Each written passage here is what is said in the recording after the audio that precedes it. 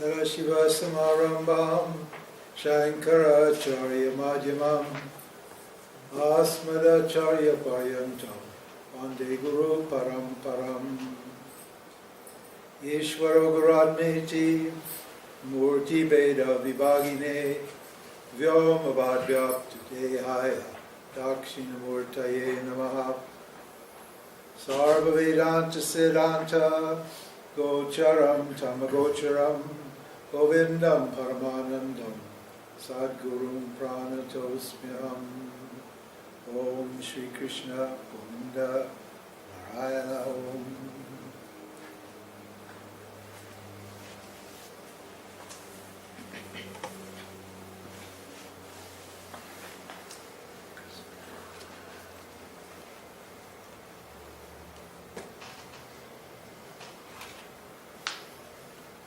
Anybody have any questions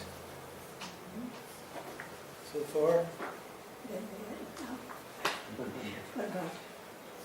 Forgot. That'll come up again. Yes, sir.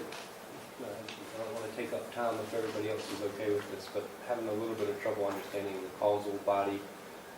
And I was talking over dinner about this as well, but it seemed like when you were pointing to the causal body band there, you're saying Ishvara in this. Ishvara and the causal body and Maya are all synonymous. And so I think I was wondering if the causal body then is the entire field, not necessarily just. Yeah, it's the seed for the entire field. You can't, it's a good question. You can't see the causal body. It's potential. It's hidden. All you can see is the subtle body, which is your thoughts and your feelings, and the material world, the objective or transactional world. But the causal body is what causes everything to happen here. It creates the subtle body and creates the gross body. And why do we say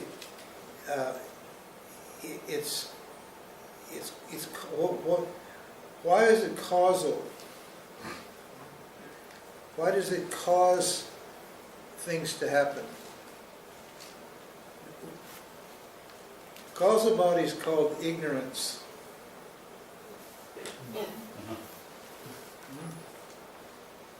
Ignorance. We call it, in fact, I call it beautiful, intelligent ignorance. Now that's a funny statement, isn't it?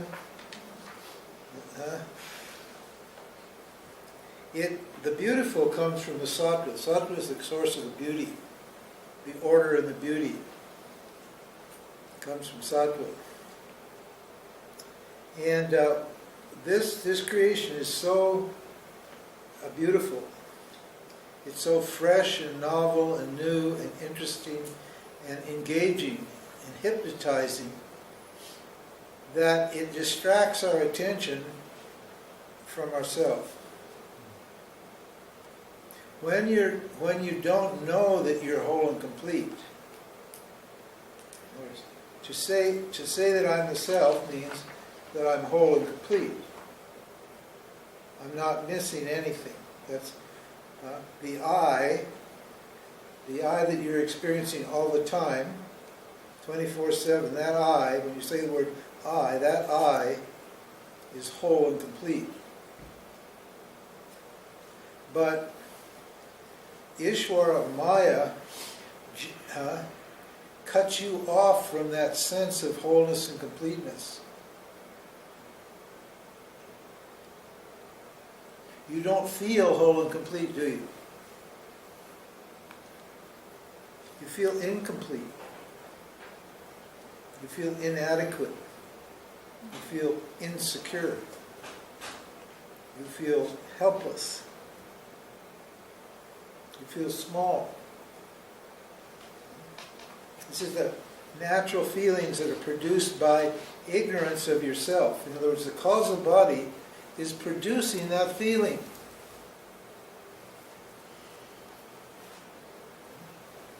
You don't consciously think that way, do you? But where does that thought come from? You wouldn't think that thought if you had a choice, would you? If you thought you had a choice about your thoughts, you wouldn't think that I'm small, I'm incomplete, I'm unloved, I'm limited, I'm powerless, I'm insecure. Would you think of that thought if you thought you had a choice?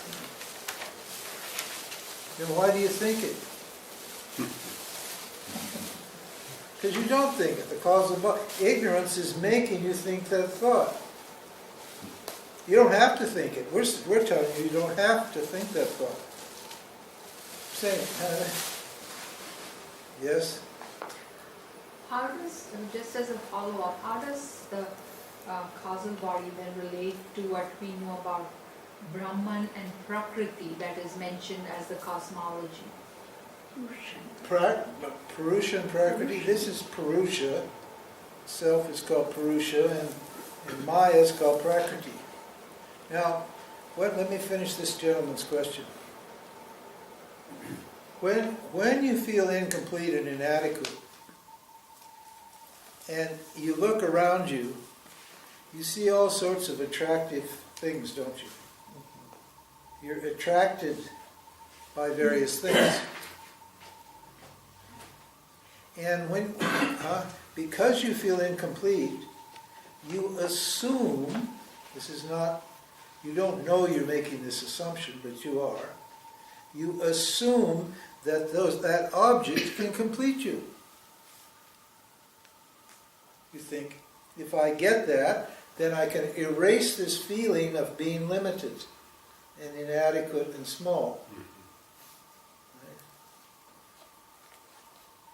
You starting to understand now what's motivating all of the actions? The causal body is causing all these actions because it's hiding yourself from you. It's concealing. That's called tamoguna, tamas, and tamas is the concealing power. It's misspelled here. I see a Norwegian friend of mine fixed this chart. Concealing power. This power of tamas conceals or hides. It's the power of darkness. When they talk about in the cave of the heart, you see that in the spiritual literature. Yep. That cave of the heart just means ignorance. It doesn't mean there's any cave here, or that the heart is here, or anything else. It means the heart, the essence, yourself, is hidden in in ignorance. So the causal body generates this veil, it's called the veiling power. In fact, the word for tamas is avarana shakti. Avarana means a cloud. And avarana is a cloud. So this is a shakti that hides things, conceals things. I did not have sex with that woman. Bill Clinton. He's not, he had sex, but he doesn't want to know he had sex, so he hides it. And he's consciously lying. But you're lying to yourself all the time. And you don't know you're lying to yourself. Because the truth of your nature is hidden from you by this cloud. At the same time, Rajas is projecting. See the projecting? Rajas is a projecting power, and it's projecting all the objects. The objects don't have any meaning. They're like a hologram. They don't have any meaning. But if I feel empty and I see something that attracts me, then I believe that object is meaningful for me, don't I? That object becomes meaningful, not because the object is meaningful, The object is just a projection, just like on a screen, a movie. On the screen of your consciousness, this object becomes attractive, this thought or this feeling, whatever, it's there. And you what? You immediately try to grab that thought, capture that experience or that thought or that object. You want to capture that. Because when you get it, it erases temporarily your sense of dissatisfaction. Is it like moha? Moha. Like that. Moha, yeah, delusion. Tamoguna is responsible for delusion. You're deluded. Moha. You think there's something there. Or fantasy. Thomas produces fantasies. You can't see what's there. You want things to be there, so you fantasize that something's there. So these two powers, projection and denial, those two powers are what? Working against you. They're projecting, they're creating samsara. The third, the sattva guna, it has a few problems too. A couple of problems. But they're not serious problems. At least not now. They become serious when you get too spiritual. But right now, at this stage, I need what? A lot of sattva guna. So I'm trying to what? Reduce sadhana. The spiritual sadhana is a very simple. It's reducing the relative proportions of tamas and rajas and increasing the sattva in your subtle body. Until your mind is like very clear and very still and very happy.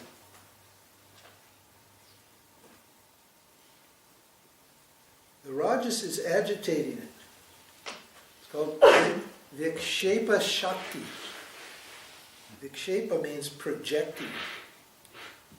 Okay? So all those waves, those thoughts in your mind, those spiking projections that are out there, they're going through your mind, those are caused by rajas. Now, why do we want sattva? Because sattva is the revealing shakti, the revealing energy. When your mind is clear and still, it reveals objects. It reveals what's there. You can see what's clearly there. Now, in the Vedanta, in the teaching, you will hear what is being said.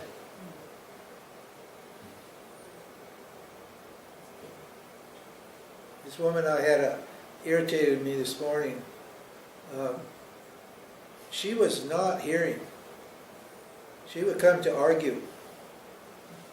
She came to fight. She fought with me for 45 minutes. I was too polite to get up and tell her to go away, so I had to listen to her. But her mind was projecting so much, and she was assuming that her projections were, the real projections, and that maybe this was all a projection, and that maybe her projections were as good as this or superior to this or something like that. She wasn't listening, actually. She didn't actually understand one thing that I'd said so far. Most of you people are, oh yeah, cool, wow, Ramji, that's real cool. I get it. Why? Because you're actually listening. And it made sense to you. But in her mind, it was like projecting all the time. That can't be right. It said in Yoga Vasishtha, da-da-da-da-da. Swami so-and-so said this. I was in Kashmiri Shivism and they said that. Been all over, heard all of these things, picked up all these ideas, and this didn't fit with all of them. She said, oh no, I never heard this. This is new. I didn't heard this before. She knew she hadn't heard this before, but it was disturbing her. Why? Because her mind was projecting. I had to take a lot of time to build a case for Vedanta. I had to collect all of her statements slowly. After 30 minutes or so, I had enough evidence from words that she said. I remembered all the words. So I said, but you said this, and if you said this and you say you're enlightened, then an enlightened person would not say this. So, but you said that, and if you were enlightened, you would never say that because, and then I explained why an enlightened person would never say that, whatever it was. The projections. That's why spiritual people are the most difficult people to teach. Unless you've been fed up with your spiritual path, unless you're really fed up, you won't listen. You'll try to prove that what you know is right. And there's a bunch of also like helpers and do-gooders and life coaches and psychologists, those kind. They're here collecting information because they're just going to take the bits they need for to improve their little teaching, their little therapies or whatever it is in samsara. They're not listening either. They're listening, but they're only selecting those bits that please them, that they think they can use to in their jobs. All the time it happens. And then they'll go out and they'll take a whole bunch of the stuff and they'll never say where they got it. Never. They always figured it out themselves. That's to make the people they're teaching think they've got some authority or some power or something. Because this stuff works. Actually, you can use it for anything you want. I said, it doesn't matter what your values are. But they're not really listening either. They're trying to mine it for information that fits into their likes and their dislikes. It's a projecting power, projecting. So what we're saying is that you won't actually hear what's being said here unless your mind is basically sattvic, which means I've got to reduce the projections and reduce the dullness of my mind. Projections just mean an agitated mind, a mind that's too busy. And tamoguna, tamas means what? When it's a tamoguna down here, what does it mean? A dull mind. You can't get it. You're trying to get it, but you can't get it. It's because the mind is dull. It's not for any other reason than that. So then you have to do some sadhanas, some practices that will get rid of some of that tamas, and then suddenly it makes sense. Teachings that you didn't make sense one year will start to make sense the second year if you've been this. After 5 or 6 years, you'll have pretty much cleared it up. You'll be pretty hot on this. You'll be pretty clear. You won't have hardly any doubt just because your mind is sattvic. And people say, "Oh, gee, Ramji, you're just getting better every year." I'm not getting better every year. That's projected on me. They tell me, "Oh, you're getting better and better." I said, "Okay, if you want to believe that, that's fine, but I'm not getting any better. I'm just same as I always was. I'm teaching exactly what I always taught, But what? They're getting clearer and clearer. So what? So it looks like I'm getting better, clearer and clearer. But I'm not getting clear. I'm as clear as a bell. I've been as clear as a bell for 45 years. This is not changed. I've taught the same thing for 45 years everywhere. I haven't altered the teaching one way. But it's because they're growing. The sattva was growing, and the projections are declining or reducing, and the tamas is reducing. Byron Katie, you probably know her. Her whole teaching is around removing projections. It's a nice little teaching. It's a baby teaching, but it's good. No, it's okay. And how do you deal with that? I mean, what does she say? Well, how do you get rid of the projection? Is it true? Is it true? Yeah, it says it's true. Now, well then why is the next statement, is it really true? Why do you say, after that, you say, is it really true? Well, why can't you just say, yes, it's true or not true, and leave it at that? You have to introduce doubt. Well, No, because your ego's going to say, yeah, it's true. Huh? The part of you that benefits from projecting this, the part of you that is sustained and benefits by projecting this is going to say, yeah, you bet it's true. Huh? If I say you're a jerk and you say, is that true? You say, yeah, it's true. You want to believe that it's true, huh? Don't you? So then you ask, is it really true? That means what? Yeah, you need a doubt. You need to introduce a doubt. Maybe it's not true. Huh? Maybe it's not true. And then what's the third one? Turn it around. Huh? Then you say, well, who would I be without this thought, this belief? Well, I'd be happy. Right? I'd be real, I'd be happy. Wouldn't you? The answer is always, I'd be happy. Because the projections, you're inquiring into them because they're making you miserable. They're putting value somewhere where value doesn't belong. That's why your wife or your husband doesn't understand you. Huh? There's nothing, there's no magic here. That's the reason. You're projecting, and what? And your wife or your husband is not accepting that projection. Either because it's true or because it's not true. If it's true and it embarrasses them, they'll deny it. And if it's not true, they'll deny it. So no matter what you do, they'll deny it.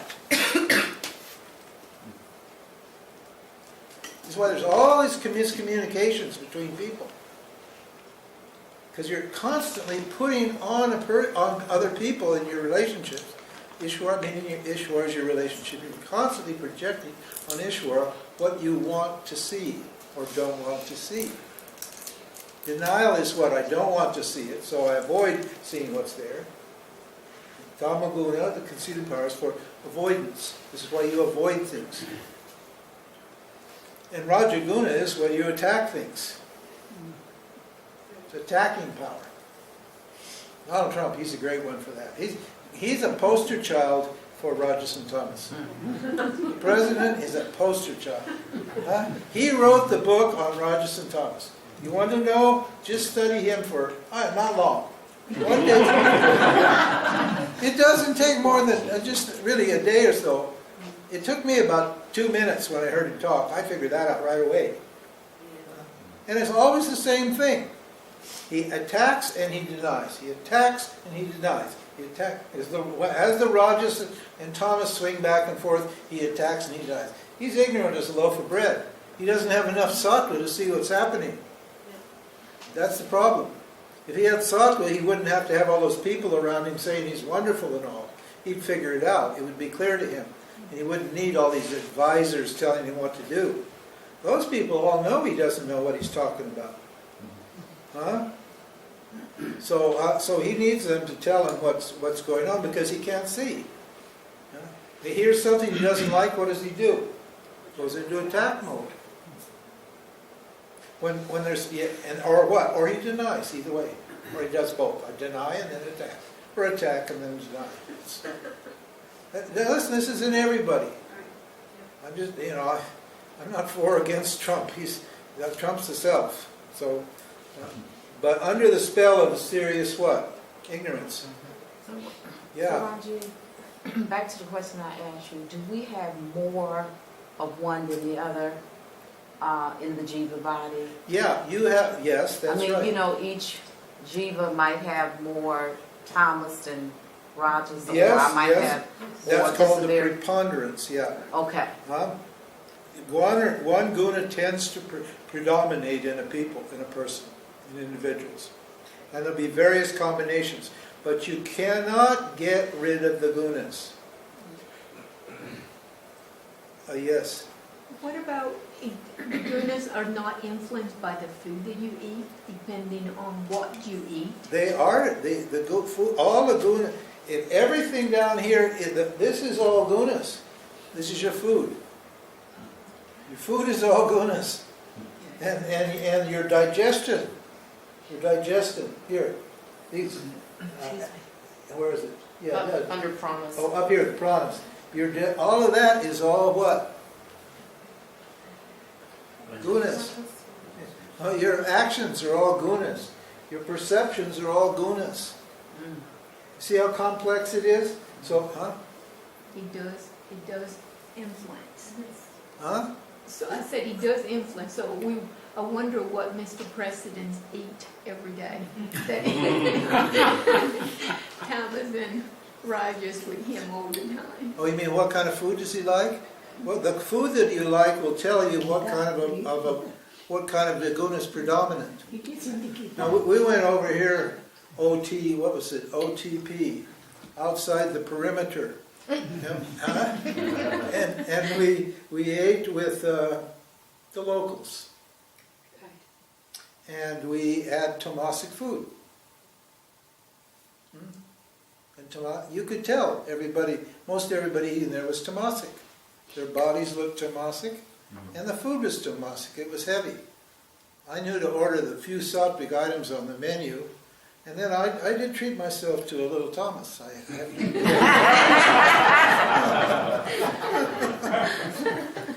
just be honest. Yeah, the food is sattvic, rajasic, tamasic. Everything is sattvic, rajasic, and tamasic. But they're in different permutations and combinations. So there are different amounts of each one, and then they arise and fall in you in different sequences. It's complex. They come and go, appear and disappear at different times.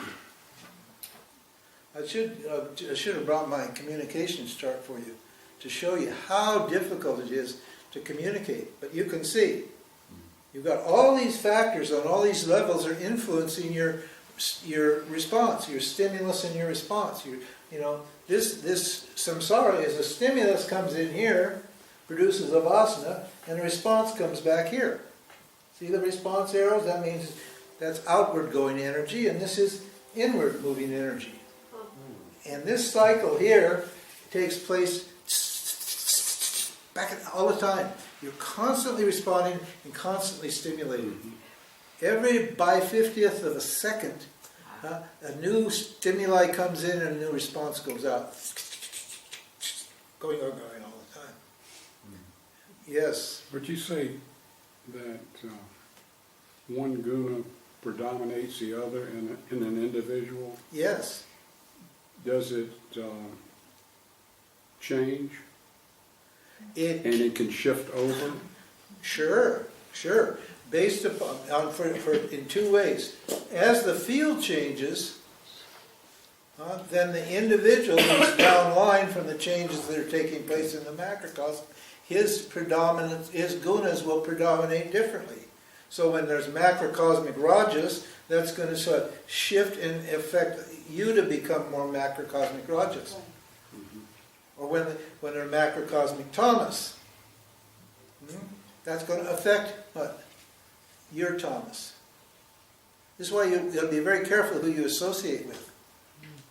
Be very, very careful. If you associate with tamasic people, you will get tamasic. If you associate with rajasic people, you will get rajasic. And if you associate with sattvic people, you will become sattvic. There's just one mind here. And you have control over these energies when you start to understand them. Yeah, Mary. I was thinking in terms of her asking about that question with the food. When you have a group of people who are eating tamas, and there would be a reason to want to sort of calm them down. Yeah. Would you find that if you give them sattvic food, they really won't particularly like it? No, they won't like it. That's what I They won't have a salad. They're not interested in coleslaw. What do they want? Fried chicken. Davis. Huh? Taters and fried chicken. And a beer. They don't want that. That's all namby-pamby food. Vegetable? I never eat a vegetable. What would you eat a vegetable for? That's ridiculous.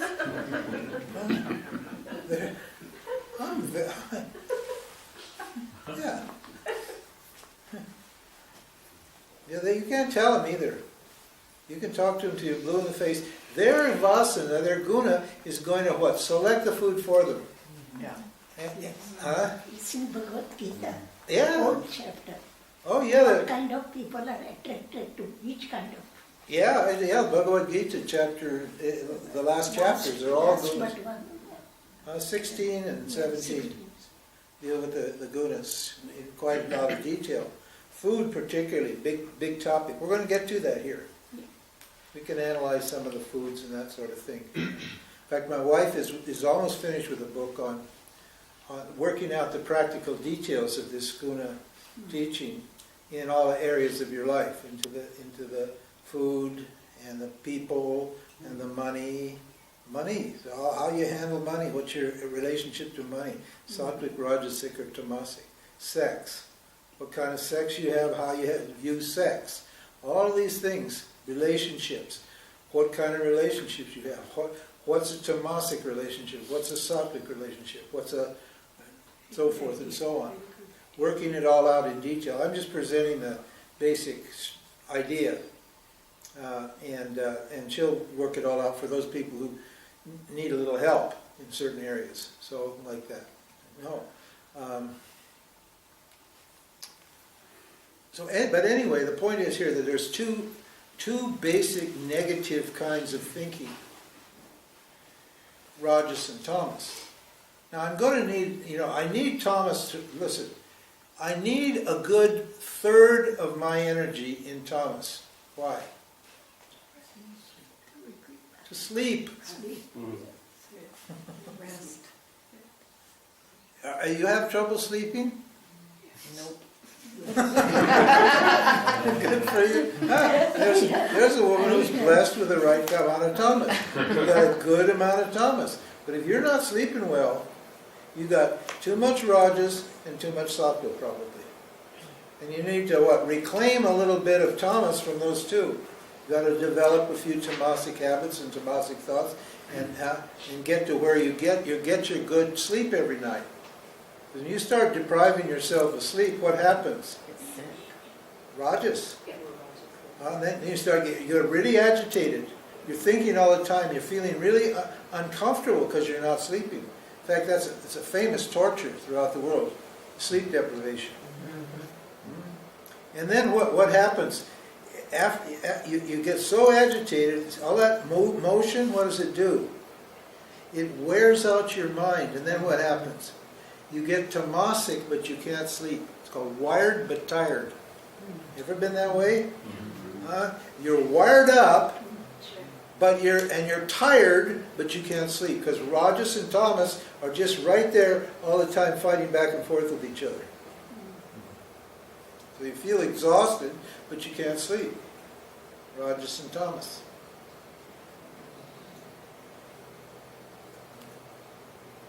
I keep pointing out here that, to get this, then I'm going to have enough sattva. And I need a considerable amount of rajas. Why? Motivation. Look, self-realization is not easy. How can sattvic person not sleep? Why? Because they're too light, there's no tamasic vritti. Tamas is a vritti, a thought. And this is just pure reflected awareness. So when you're sattvic, you're alert, you're aware. Have you just been laying there and you're just high and light? And there's no vritti there, and you can't get to sleep if you try to get to. You're not agitated, you're just awake. Huh? What? As if my mind comes alive. Pardon? My mind comes alive when I go to sleep. Your mind comes to life. Yeah, your mind's supposed to die when you go to sleep. When you quit doing your activity should wear you out to the point where you feel the tamaguna coming on. That's when you start to get tired, you should not repress that thought.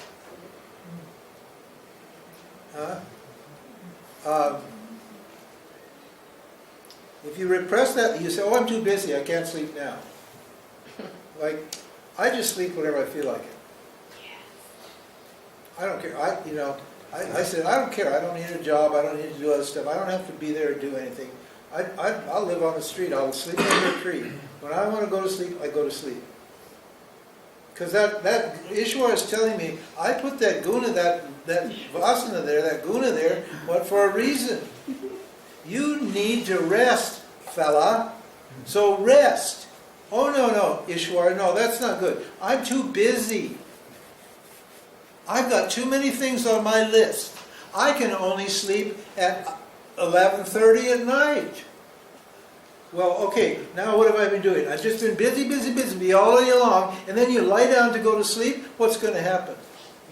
Mind is just going to, the vasanas are just going to, from the momentum, the vasanas are the momentum from your past action, those vasanas are just going to keep spinning, and your mind's just going to keep going.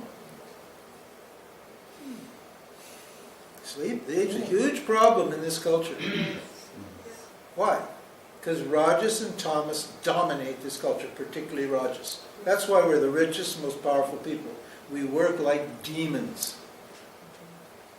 Everybody here just flat out doing. You know? And no wonder we got so much stuff. No wonder we're so powerful and so rich. We can, all this discretionary income. You can waste, oh man, we got so much money people don't even know what to do with it. There's a huge class of people, millions of people, whose job is what? Not to create any wealth at all, but to steal whatever wealth they can from you that you don't really need. And you don't really mind. You set yourself up to be what? Ripped off daily in all kinds of ways. And you don't know that, of course. You're too tamasic to figure out that these people are just conning you and stealing your money, basically.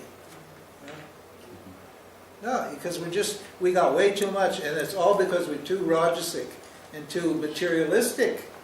We're feeding the material side of ourselves and not the spiritual side. It's a very practical problem. Extremely simple, practical problem. Now that doesn't mean it's an easy problem. It's very, very simple, very practical, but it doesn't mean it's easy. So we were talking about. Well, any more question? Do we? Oh yeah, Ted.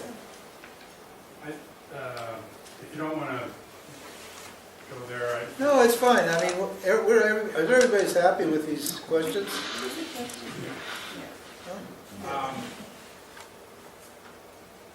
So, I'm a regular guy, I gotta work for a living, I'm interacting with people all the time.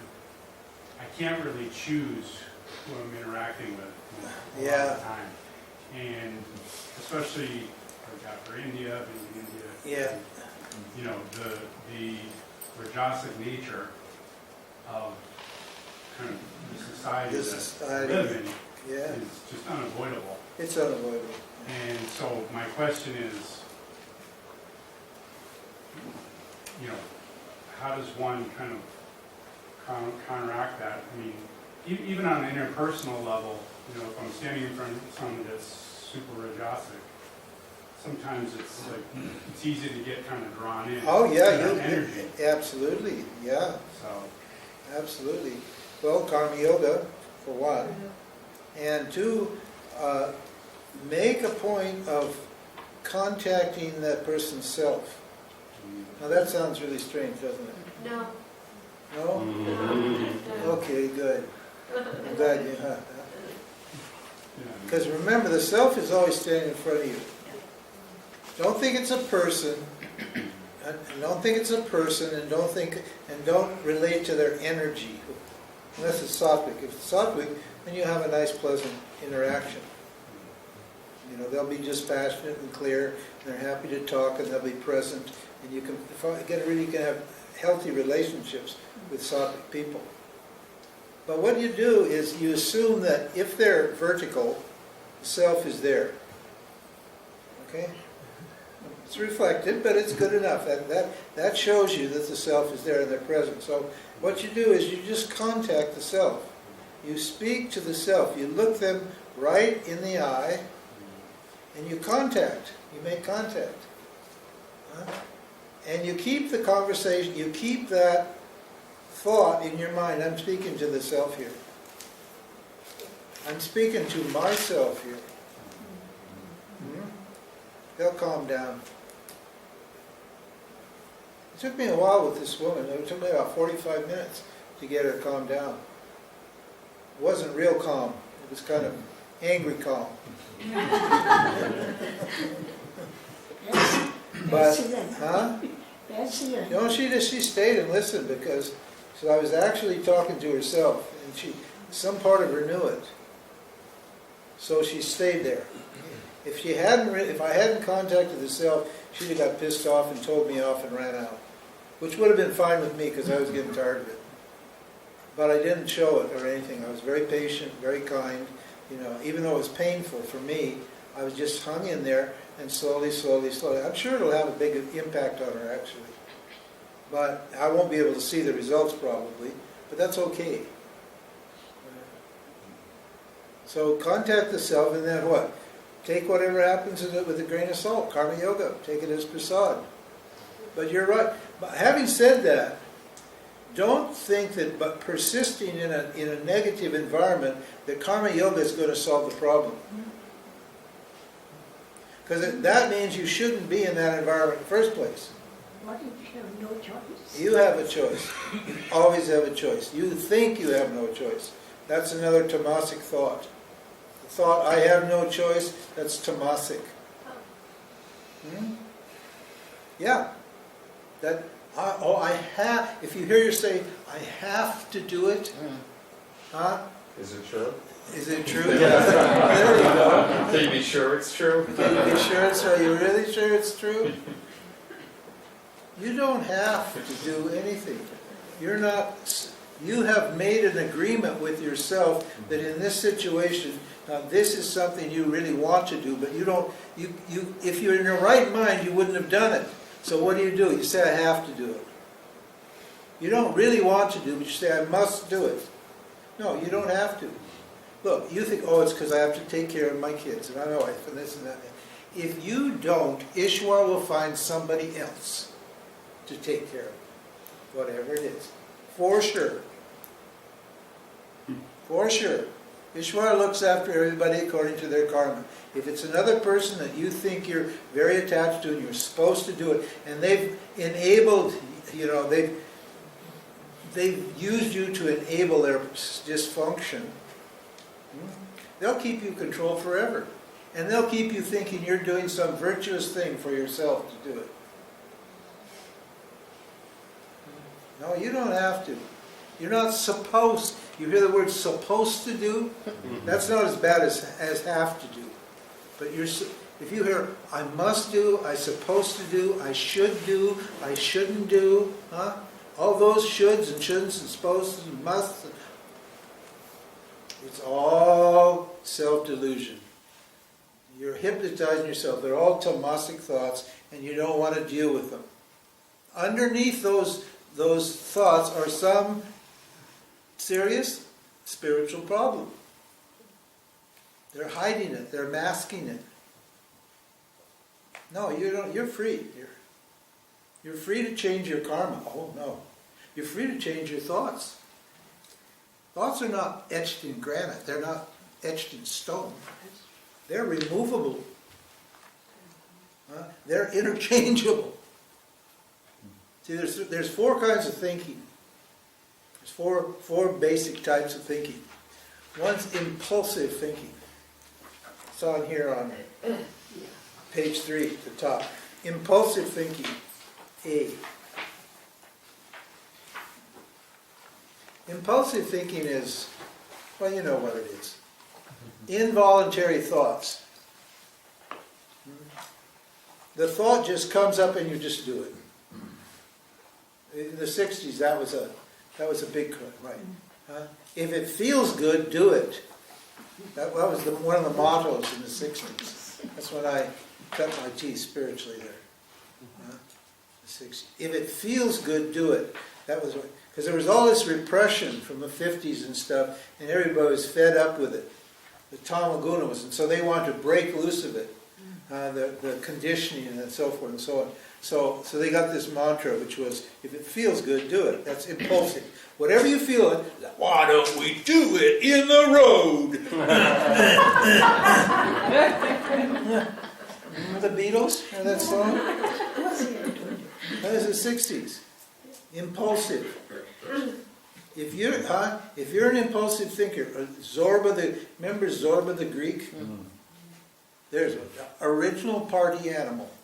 That guy never had a feeling that he didn't act out. Good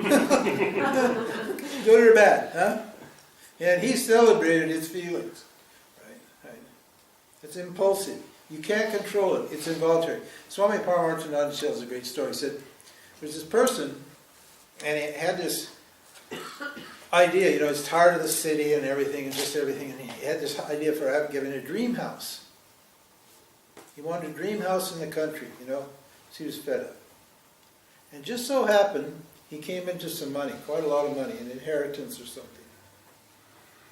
And he went around looking, and he found this beautiful piece of land on a hillside next to the federal land.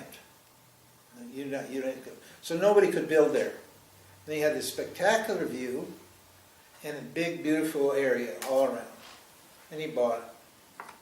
He said, this is where I'm living. This is peace. He's really happy. Gets an architect, has the plans, he's got everything together, already signed the contracts, the builders are showing up, starting to excavate and so forth. He's just standing there, he's so proud, he thinks, I'll just sort of take a little walk around my property. Have a look at Lord of the Manor, survey my vast estates. So he's walking along, and he comes over to the edge of his property, and there was federal land was there. And he hears a little noise, and he kind of looks around, and he looks in there, and what does he discover? A whole bunch of useless, drugged-up hippies. Huh? Living in the forest, all filthy, all dressed like crap, living in little lean-tos and tents, dogs barking, stinky things, all their garbage thrown around, music playing, huh? And he's like, oh God. So he goes and he says, hey, listen, you can't be here. Well, I can be here. So he said, this is my land. The guy said, excuse me, sir, this is not your land. This is public land. We're the public, and we do what we want to on this land. We're citizens of this country.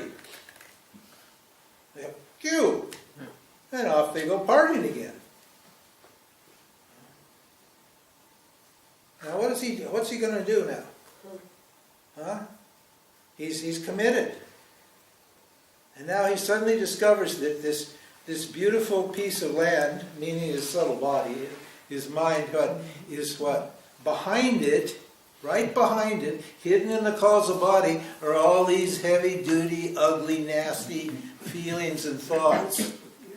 And they just keep springing up. And they say, every time he says, get out, they say, we're here. And we're partying, baby. Right? So that's involuntary thinking.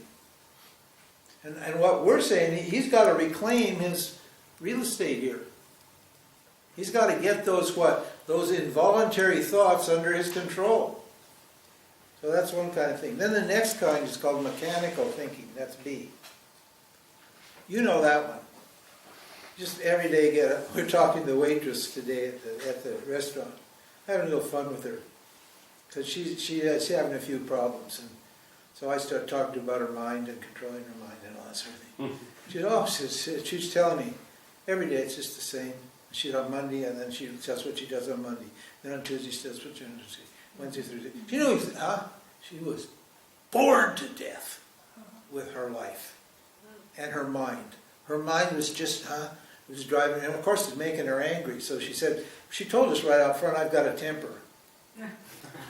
The reason, right? Is that right? The reason she had to tell us this because she was so irritated at it that this anger could flare out at any minute because her mind was such a bore. These are mechanical thoughts. I just keep repeating the same habits, the same thinking, the same feelings over and over and over again. And I'm not only bored, I am boring.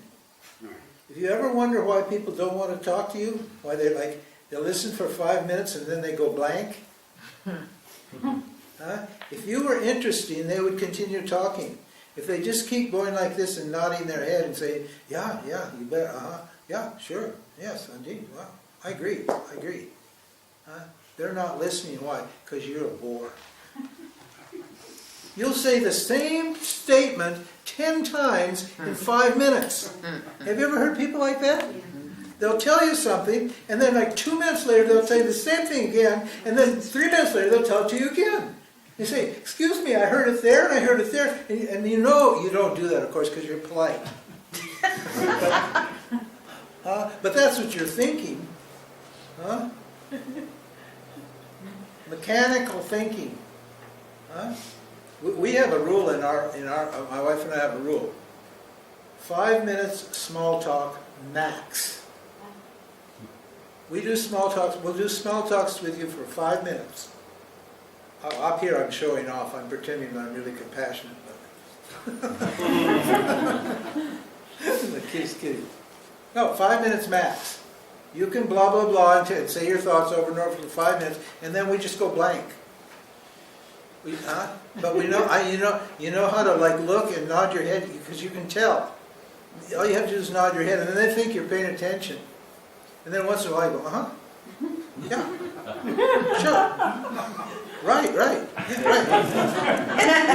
Oh, I agree. You didn't hear a word. And you don't have to hear a word. And they don't even know that you're not there, because their mind is just going round and round and round and round in this big boring circle, you know. That's mechanical thinking. Did the waitress, did she hear? What? Did the waitress hear you at all? Oh yeah, she did. Yeah, she wanted. She did. She actually did. It was very interesting. We had a really good time. I always like to talk to people. I like all kinds of people, so I'm always kind of messing with their minds a little bit, see what they know and what they don't know. Provoke them. She said, "You're very provocative, you know." I thought maybe I was going to get a taste of her anger, but I could tell she liked it. She said, "Didn't she say something like that? What did she say? You know, you're making me think," or something. Yeah, she actually, because it's a prison to be in one of these two minds, to be just emotional all the time and caught by all your impulses, your emotional impulses, or to be stuck in these deadly, boring thoughts. It's a prison. It's bondage. That's what we said here. The gunas, what? They bind by attachment to thoughts and emotions. Not just thoughts and emotions, but to thinking, to styles of thinking. Then the third kind of thinking is called deliberate thinking. Now, when I'm teaching you here, I'm not just riffing off my unconscious and my stuff, as you may have noticed. I got a plan. I know exactly what I'm going to say. I know how I'm going to say it. I know when I'm going to say it. And I very carefully go step by step by step by step. There's nothing creative about it. Understand? I'm deliberately thinking this way. And I can stop and receive a question, then I'll immediately pick up where I left off and then continue, because I know what I'm doing. It's not coming from my unconscious. That's deliberate. Now in Vedanta, this is where you got your leg up here, because that means what? You're substituting thoughts. You're introducing. What do we call it? What's the word? You're making a cognitive shift in your intellect by introducing a new idea. These are all new ideas. In fact, the whole thing is one big thought, one big teaching that introduces a paradigm shift in your life, if you can learn it. If you pay attention, if you learn it, and you assimilate this, your whole life is going to shift Formerly, you've been thinking from this position, and when you're done with it, you'll be thinking from this position. And then you won't be thinking. You'll be spontaneous thinking. Spontaneous thinking means what? You let Ishwara do the thinking. Then everything every statement and every one of your actions is spontaneous. You're not deliberately doing anything. You're not mechanically doing anything. You're not impulsively doing anything. You're spontaneously responding to every situation, normally, naturally, without any kind of problem. But to get to spontaneous thinking, I've got to get deliberate thinking and program my causal body with the ideas that what? Are in harmony with the nature of reality. I want my thoughts in harmony with Ishwara's thoughts. I don't want my thinking to be what? Different from Ishwara's thinking. And when you understand how Ishwara thinks, you're happy to turn over your thinking to Ishwara. That's called Ishwara Pranidhana, or worship of Ishwara.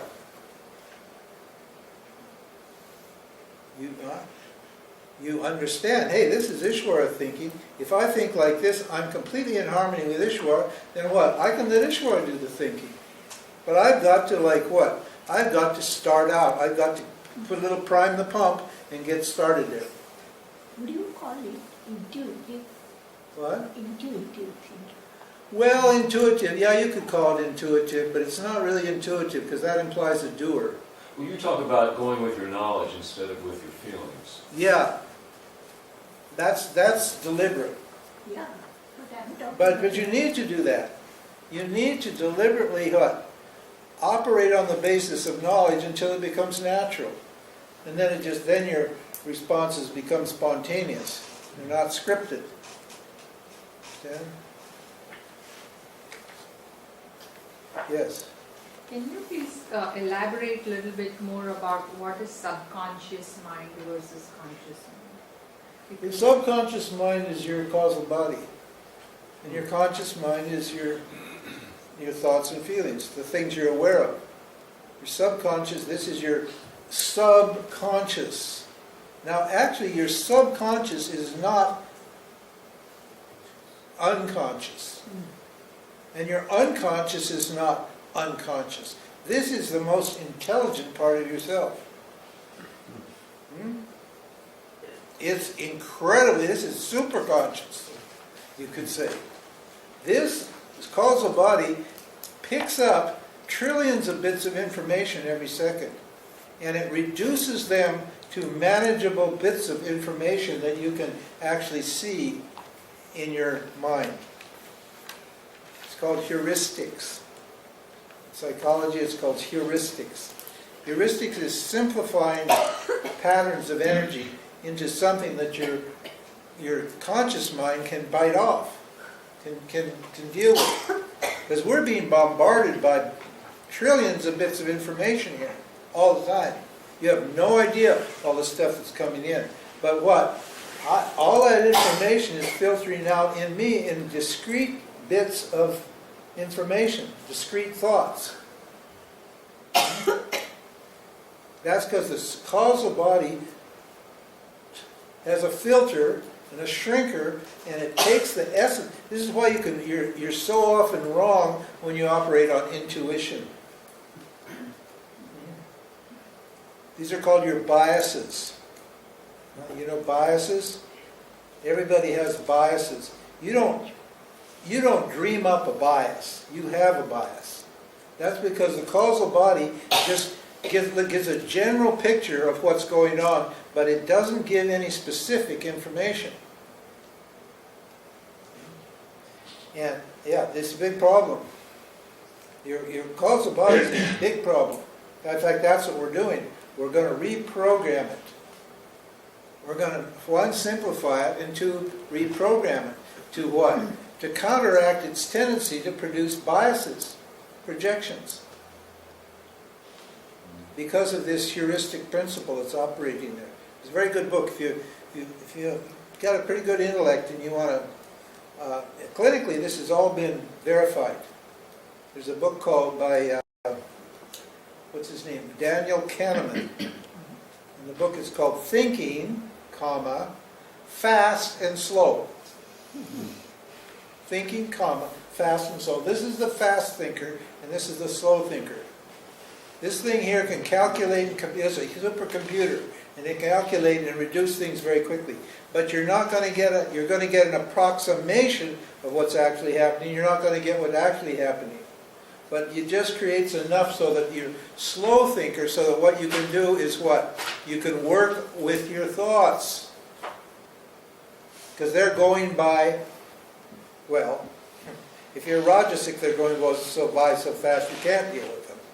But once you reduce the Rajas and the Tamas a bit, then what? The gaps between the thoughts start to spread out. The thoughts start to slow down. You start to become aware of those thoughts, and then you can look at those thoughts and evaluate those thoughts and decide whether that thought is useful for you. Is that a thought that's in harmony with where I'm going? Is that thought helpful to me? Or is that thought harmful to me? Is that thought producing pain? Is that thought producing pleasure? What kind of a thought is this here? Do I need that thought? What should I do with this? Or should I just pass on it, not identify with it, and let it go? Or should I just zap it with my knowledge and kill it on the spot? I don't want you. I don't accept that thought. And put in its place the opposite thought, a thought that does work for you. We call it Pratipaksha Bhavana. It's the method for purifying your mind. If you're thinking, oh, I'm a miserable little worm. Oh, life is got me so bad. Oh, my mama this, my daddy that. The federal government this, the federal government that, the church this, God this, God, That's a stupid thought. Huh? That whining, complaining, oh, life is so tough. That's not a happy thought. Is it? Oh, then why do you think it? You don't have to think that thought. We're telling you it's a thought to think. Hey, okay, I'm a child of God. You could start with that one. But even better, I am whole and complete, luminous, non-dual, ordinary awareness. My nature, I am love. How about that? Is against the law to think that thought? You're going to get put in jail for thinking that thought? No. Nobody can control your thinking except you. Huh? We're telling you, hey, here's the thoughts you need. I'm Brahman. Whatever. These are all Ishwar's thoughts. I want to think Ishwar's thoughts. I'm tired of my thoughts. My thoughts don't produce anything but suffering for me. Let's get rid of them. You're the master of your own destiny, the mistress of your own destiny here. And Ishwar is going to what? Facilitate the thought that you put out. You put out a negative thought, then Ishwar is just going to send you back a negative thought. As you sow, so shall you reap. You heard that? That's Ishwar. Ishwar is the one that what? Gives you the results.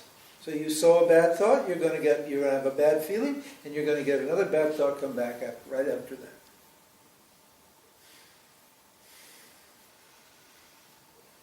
Tamasic thoughts, Rajasic thoughts, Sattvic thoughts. See, we're saying here in this one, this is a sophisticated teaching actually. It's a very sophisticated teaching because we're saying you really don't have to worry about the thoughts. You just have to go for the guna. In other words, each guna produces a particular kind of thoughts. We'll talk about some of those. Okay, we've talked about some already. But each guna produces a particular kind of thought. And if you don't want that, if you want to what? Transcend that guna, what do you have to do? Simply what? Look at the awareness that's behind the guna. Well, now we're up here. Now you are that awareness that's behind the guna, but you have no access to it except through what? Through this process of what? Discrimination. I need to what? Discriminate the guna from me. Now, from myself. So when Rajas comes up, I need to recognize Rajas, and then what do I say? That Rajas is not me. Because Rajas is an object, isn't it? Isn't Rajas an object? Isn't your state of mind known to you? Rajas is the state of mind we're talking about. Is that known to you or not? No. If it's known to you, is it you? Okay. Then what? It can be profitably rejected as not self. Which means it doesn't belong to me at all. As soon as you what? As soon as you take a stand in awareness, what happens? You discover you are awareness.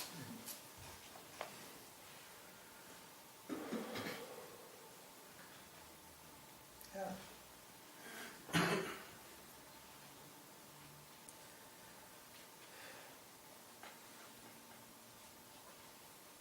People say, they say, what's wrong with saying, I'm Rajasic, I'm Tamasic, I'm Sattvic? Yeah, the eyes become identified with the guna. My mind is manifesting Rajas, Tamas, and Sattva, but I am free of Rajas, Tamas, and Sattva. I'm a light that illuminates the guna. See the simple? But I can't do that practice unless my mind is pretty sattvic. Because the Rajas will take me away from it. Understand? The Tamas will hide it from me, and I won't be able to practice that. So in the meantime, what do I do with my gunas? I manage my gunas to produce the kind of mind I need.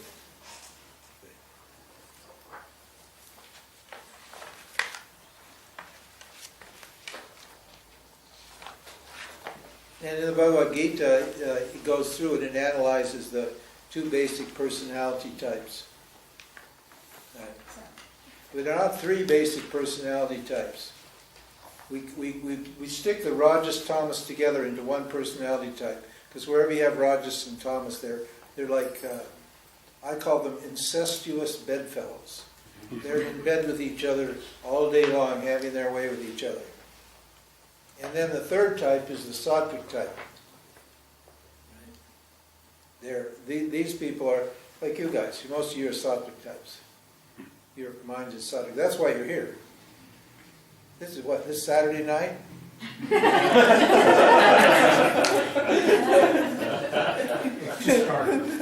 If you're Rajasic and Tamasic, you're not going to be sitting here to listen to this Vedanta tonight. You're going to be hitting the pubs. Or whatever, right? So these, I call the classy, high-minded people. They're people who follow Dharma. They're good people. They're knowledge seekers. They're virtuous, righteous people. Be the self-centered people. Now these are people who are not. They're not particularly virtuous, but they're basically selfish people. But they won't cause you any. They'll cause themselves a little bit of trouble, but they really won't cause you too much trouble. And then the third type, what are they? Sociopaths and psychopaths. They're called Rakshasas. Rakshasas. Rakshasas, the self-centered people are asuras. Asura means their faces, Sura means the sun, and their faces are turned away from the sun. In other words, they're materialists. And they're self-centered people, but they're not necessarily bad people. They're often moral or like secular humanists and these kind of people. They're not bad people at all. They're just materialist people. And they're a trouble to themselves, but they're not generally a trouble to others. But when you get a Rajasic, Tamasic type highly developed, you got your sociopaths and your psychopaths, and those people are dangerous. They need to be quarantined. They seriously need to be quarantined. And the jails are full of those people. That's where, when you go to jail, that's basically what you get. Society's figured that out. We got to put those people over here and let them, exploit each other and injure each other, because you turn them loose in the society and they'll just cause untold amounts of misery for people. So, and those are highly rajasic, highly tamasic types. And then the statement is, you are not your personality. You're not your guna. So don't identify yourself with that. Know that those gunas belong to Ishwar. They belong to your, they belong to your not self and not to you. And then you're good to go. So tomorrow we'll talk about these gunas a little more, and then we're gonna go through we're gonna run through the gunas. First of all, what you can do about it. In other words, how these gunas affect the primary instrument, what they are. We've done a little bit about that. Then what? Karma yoga, bhakti yoga, and jnana yoga. These are the way you correct your gunas. This is how you transform your gunas with these three yogas. Okay, and then we're going to talk about, again, more gunas, values, and so forth and so on. How to what? How to cultivate the gunas, and what it is to live beyond the gunas. What an enlightened person or a triguna tita is. So we'll discuss those issues tomorrow. Okay. Good. Okay. Sadashiva Samarambam Shankaracharya Madhyamam Asmadacharya Paryantam Vande Guru Paramparam Ishvara Guradmeti Murti Veda Vibhagine Vyomavadvyapta Dehaya Dakshinamurtaye Namaha Sarva Vedanta Siddhanta Gocharam Tamagocharam Govindam Paramanandam Sadgurum Pranatosmyaham Om Shri Krishna Govinda Narayana Om